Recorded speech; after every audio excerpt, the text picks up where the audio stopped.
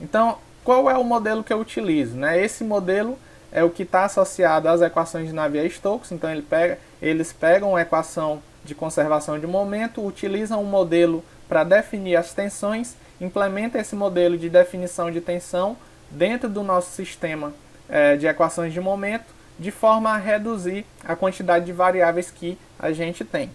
E o modelo dele relaciona o quê? Relaciona as tensões viscosas justamente às taxas de deformação da partícula, né, do elemento fluido. Lembrem que a gente teve aí uma aula de cinemática da partícula, que fala lá de taxas de deformação lineares, volumétricas, cisalhantes, rotação, vorticidade.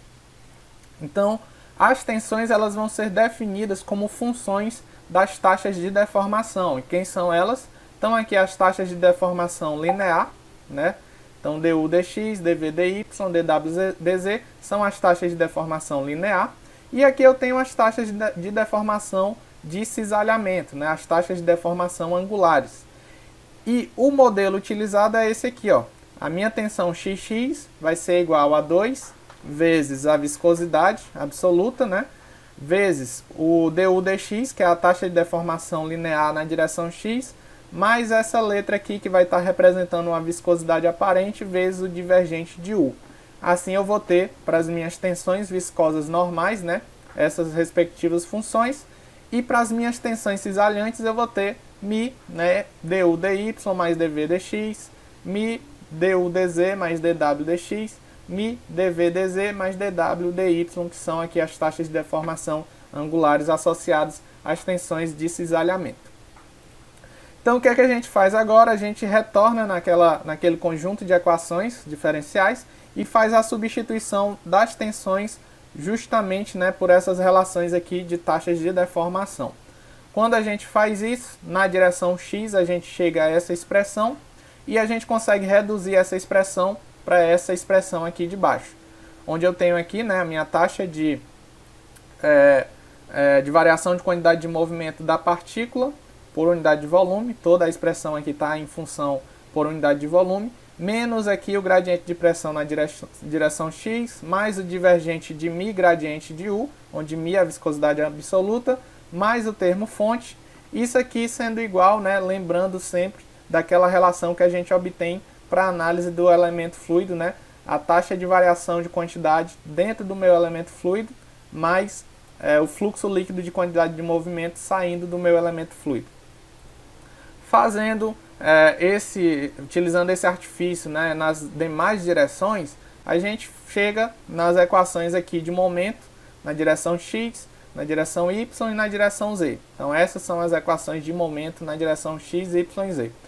Associados a essas equações eu tenho o quê? Conservação de massa ou equação de continuidade. Eu tenho conservação de energia, que não é o foco de estudo da mecânica dos fluidos em si. E a gente tem equações de estado, né, como equações de gás ideal, por exemplo. Então, esse conjunto de equações aqui é o conjunto de equações que vai governar os escoamentos. Então, para me resolver um fenômeno que envolve escoamento, eu preciso resolver conservação de massa em geral, conservação de massa, conservação de quantidade de movimento, conservação de energia. E aí eu vou precisar de equações de estado para complementar esse modelo baseado na quantidade de variáveis. Então aqui eu tenho 5 equações, consequentemente eu tenho que ter 5 variáveis. Se por algum motivo eu tiver uma equação, uma variável adicional, eu preciso utilizar de uma equação de estado para estar complementando esse modelo. E aí, por exemplo, se eu utilizo de um fenômeno que envolve combustão, eu preciso de outras equações associadas à combustão para completar esse modelo. Se eu preciso de um fenômeno, se eu estou modelando um fenômeno que envolve turbulência, eu preciso de equações de turbulência para complementar também esse modelo e assim sucessivamente. O que é que a gente observa analisando essas equações? A gente observa que elas têm um mesmo padrão. Porque eu tenho um termo de acúmulo, né, um termo de aumento de propriedade com o tempo, né, então esse aqui é um aumento de massa, aumento de quantidade de movimento, aumento de energia. Então, esse primeiro termo em todas essas equações é um termo que a gente chama de termo de acúmulo de propriedade. Esse segundo termo aqui é um termo que está associado a fluxo. É um termo que a gente chama de convectivo. Ele tá, aqui é, no caso, fluxo líquido de massa saindo, fluxo de quantidade de movimento saindo, fluxo de energia saindo. Então, associada à massa, né? Associada ao movimento de massa. Então, esse segundo termo é um termo que a gente chama de termo convectivo. Em seguida, a gente pode estar trabalhando esse termo de pressão aqui como um termo fonte, né? Então, a gente passa isso para um termo fonte, para dentro do termo fonte. E esse quarto termo aqui é um termo que a gente chama de termo difusivo. Então, que está associado a um processo de transporte de propriedade associado a uma difusão, que é um transporte de propriedade associada ao meio. É a propriedade que se transporta ao longo do meio. E isso vai estar associado no escoamento a um transporte associado à viscosidade, né? Um transporte de quantidade de movimento associado às tensões viscosas. E na equação de energia, isso está associado à condução térmica, né? A condutibilidade do material. Então é aquele fluxo de energia que ocorre dentro do material, né, devido às próprias características do meio. Então a gente pode generalizar todas essas equações, né, associadas a uma propriedade φ qualquer, que se eu substituir essa propriedade φ por 1, eu tenho continuidade. Se eu substituir essa propriedade φ por V, eu tenho quantidade de movimento. Se eu substituir essa propriedade φ por energia, eu tenho conservação de energia. Se eu substituir por entropia, eu tenho a equação de entropia e etc. Onde aqui eu vou ter acúmulo, a convecção, né? Eu vou ter difusão e os demais termos fontes aí que estão associados a forças de campo, campo de pressão, a campos eletromagnéticos, a geração de propriedade ou destruição de propriedade, se houver. Aqui a gente passa para uma aplicação da análise diferencial, onde a gente pede aqui para desenvolver o perfil de velocidade de um escoamento anular a partir da análise diferencial. Então a gente pega aquelas equações de Navier-Stokes e vai estar fazendo algumas considerações para estar eliminando alguns termos e chegar nas equações diferenciais que regem esse tipo de escoamento, que é esse escoamento aqui anular. Então, da equação da continuidade, que a gente já viu ali no vídeo anterior, na verdade em 2 vídeos atrás, que no caso aqui é continuidade, a equação diferencial de continuidade, para esse tipo de escoamento a gente tem essa equação aqui da continuidade, onde esse tipo de escoamento a gente considera que a velocidade radial é 0, então esse termo vai embora, e que a velocidade, né, em termos do angular, ela também é 0. Então esse termo vai embora, e aí da continuidade vai sobrar o quê? Que du dx é igual a 0. Quando eu digo que du dx é igual a 0, eu estou dizendo que u não é uma função de x. U é constante em relação a x. Consequentemente, isso caracteriza o que a gente chama de escoamento completamente desenvolvido. Quer dizer o quê? Que em qualquer posição de x que eu pegar, para uma dada altura, o meu u vai ter sempre o mesmo valor.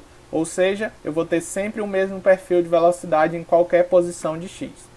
Quando eu analiso a equação de momento na direção x, que é essa equação aqui, o que é que eu tenho, né?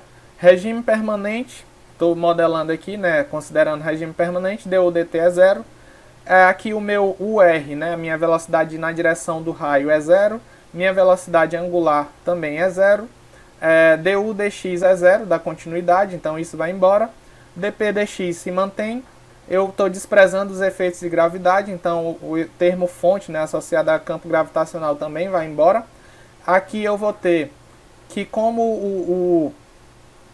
o θ é 0, esse termo aqui também vai embora. E como da continuidade, né, a du dx é 0, então a segunda derivada também é igual a 0. Então, quando eu faço essas considerações, vai sobrar essa expressão aqui. E o que é que eu preciso fazer, né, para encontrar u? Né? Aqui eu tenho uma derivada segunda de u. Né? Aqui eu tenho du dr dentro, né, de uma outra derivada. Então, eu preciso integrar essa expressão 2 vezes para definir u. Então, dando continuidade aqui, ele faz aqui também uma análise de momento na direção r, onde vai ser cortado também vários termos e vai sobrar apenas isso aqui. dp dr é igual a 0, que vai nos levar à consideração que a pressão é constante em relação ao raio, então ela só é uma função de x, né? Eu tenho na direção do raio a minha pressão é constante, ela só varia ao longo de x. Quando eu faço aqui a integração do momento a primeira vez, eu tenho essa expressão. Quando eu integro a segunda vez, eu tenho essa expressão. Então eu tenho duas constantes de integração, eu preciso de duas condições de contorno. Quais são essas condições de contorno? Que U é igual a zero quando o raio é igual ao raio interno e U é igual a zero quando o raio é igual ao raio externo. Então, aplicadas aqui essas duas condições de contorno, então eu consigo determinar quem é C1 e quem é C2. Substituindo C1 e C2 na minha expressão, eu chego nessa expressão aqui, que seria uma expressão que modela perfil de velocidade para escoamento anular, desprezando aí os efeitos de gravidade, considerando regime permanente, escoamento completamente desenvolvido, um escoamento que não tem um desenvolvimento de velocidade na direção radial ou uma rotação de escoamento ao longo da tubulação. Então essa expressão consegue modelar perfil de velocidade para esse padrão de escoamento.